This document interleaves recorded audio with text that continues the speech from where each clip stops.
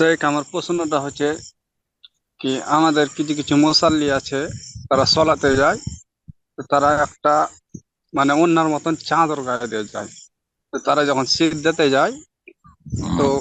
তাদের পিঠ দেখা যায়, মানে পিঠ থেকে তাদের গাম ইটা উঠে যায়, কাপড়টা হুম। আর লেবি অব্দি শুদ্ধা। নাভি তো ঢাকা আছে, নাভি ঢাকা আছে না লুঙ্গি দিয়ে? না, নাভি কেন লুঙ্গি বলবেন? দিয়ে।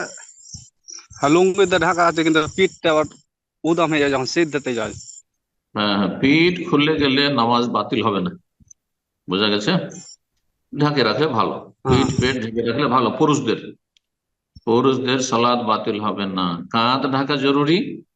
আর তার চাইতে বেশি জরুরি না হলে সালাতে হবে না, সেটা নাভি থেকে নিয়ে হাঁটু সহ নাভি ঢাকা থাকতে হবে। নাভি বরাবর পিছন দিকে পিঠ পিঠ ঢাকা থাকতে হবে, পিঠের নাভি বরাবর।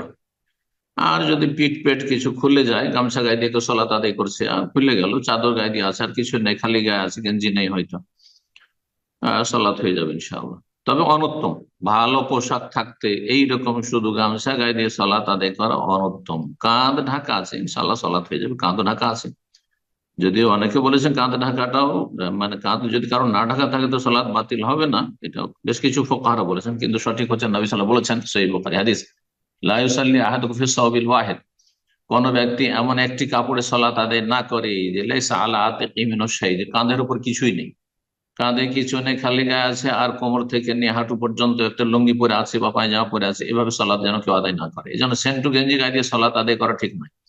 বাকি হাফ গেঞ্জি গায়ে দিয়ে জায়েজ আছে, হাফ হাত খোলা থাকলে কোনো কোনো অসুবিধা নেই তাতে।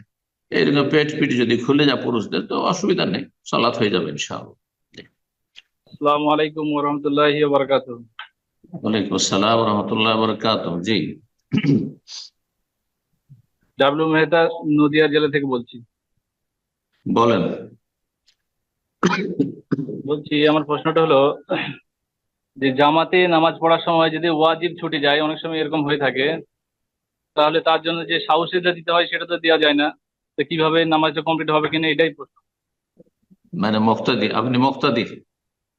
হ্যাঁ হ্যাঁ, মুক্তাদি। মুক্তাদি যদি কোনো ভুল করে, যে ভুলের জন্য সহজ সিজদা প্রয়োজন, তাহলে সেটা ইয়াতাহাম্মাল হল ইমাম, ফুকাহা ইকরামগণ বলে সেটা বহন করবে ইমাম। এই ক্ষেত্রে আপনাকে আলাদা ভাবে সহজ সহজ সিজদার প্রয়োজন নেই। ইমামের ভুল হয়নি, সুতরাং আপনার ভুল হয়নি, যা হয়েছে ইনশাল্লাহ এই ঘাটতি ত্রুটি মাফ আপনার। জি।